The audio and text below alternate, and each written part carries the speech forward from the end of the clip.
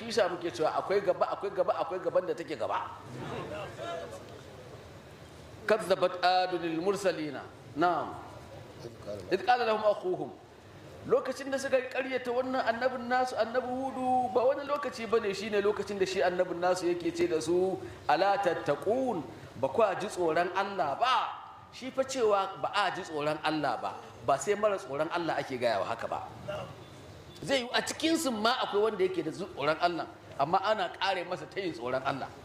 ta haka mutane kada ka ce wai aka ce an ka ce wani ji tsoron Allah wane ce ka ji wani yake cewa ji tsoron Allah to ni ma na ji tsoron Allah a'a ba hankali ko mun tsoron Allah ka akwai tsoron Allah da yake gaba da naka akwai kuma wanda ake so kai taraki zuwa gare shi don aka ce baka ji tsoron Allah cewa tare da tsoron Allah ka hau wani tsoron Allah bayan wannan naka ana nema inda dai shugaban masu tsoron Allah gaba daya ba na al'umma ba na duniya gaba daya ba na duniya ba har na lahira gaba daya Allah ya ce masa ya ayyuhan nabi ittaqillah ya kalle shi ya ce ittaqillah annabi aka kalla aka ce ji tsoron Allah sannan yana rasulu habibu khalilu amma aka ce masa ji tsoron Allah to ka san wannan da idanka da kunnanka da hankalinka ba zai kai ga wani irin kalar tsoron Allah ma ake so ya yi ba ya wuce naka wannan sai dai shi wanda ya shi a ji tsoronsa shi ya san inda yake so annabi ya sake tafiya ya tafi kuma ya san a inda yake dama kai ko baka san inda yake bare ka san inda za shi to da haka bawan an ce masa ya ji tsoron Allah ana nufin ya ƙara jin tsoron Allah haka to fattaqullaha wa ati'un shi ma dai saƙon kenan ya ce da su ku ji tsoron Allah in ji annabi hudu ya ce wa adawa ku ji tsoron Allah ku ji tsoron Allah ƙara jin tsoron sa ne wa ma as'alukum inni lakum kai rasulun amin ni manzo ne amini a cikinku kun sani ɗabi'o'ina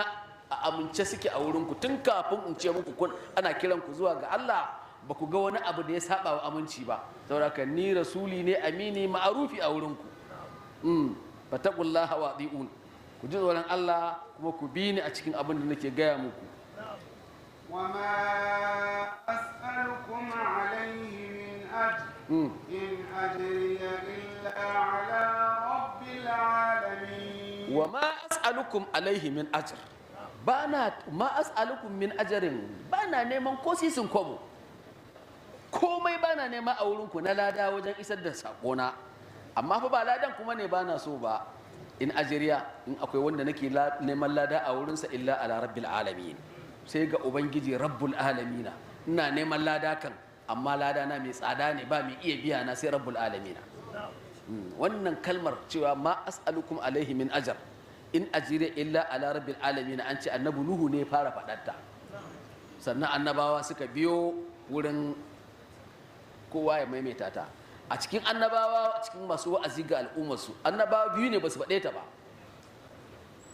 ba su ce wa ma as'alukum alaihi min ajar ba in ajriya illa ala rabbil alamin da wane ne annabi ibrahim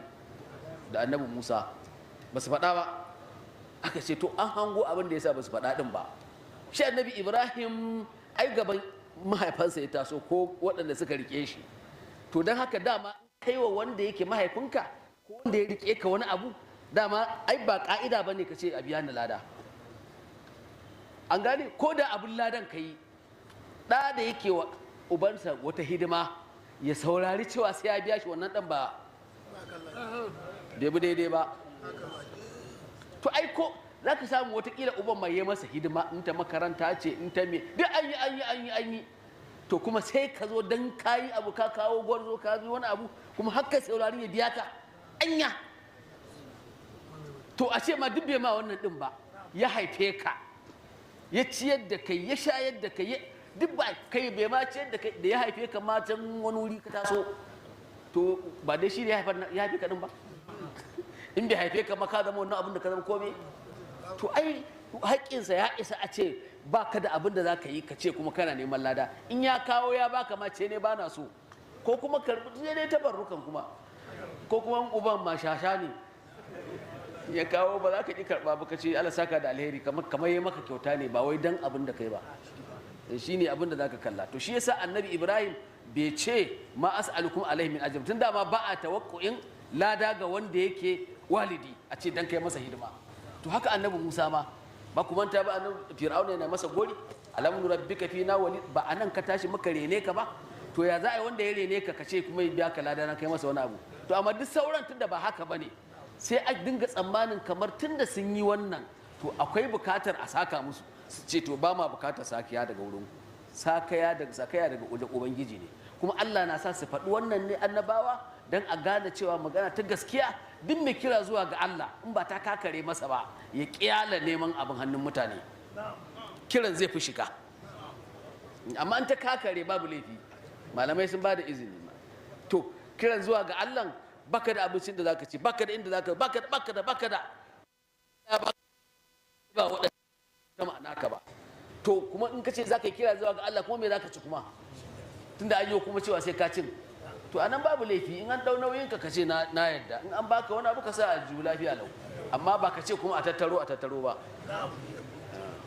yanzu in ka ce a tattaro shi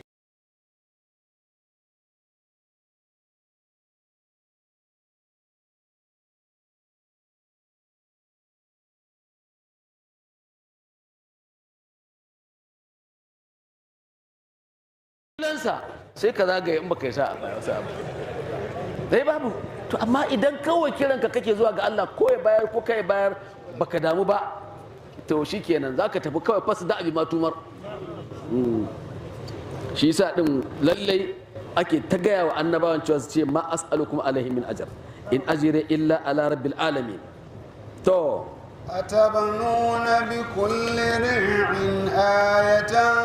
تعبطون to wannan muƙaddima ce annabin Allah annabi Hudu yayi wa mutanansa cewa ku ji tsoron Allah ku bi ni bana neman komai a gare ku to akwai abubuwa waɗanda suke yi kowane annabi akwai abin da ake cewa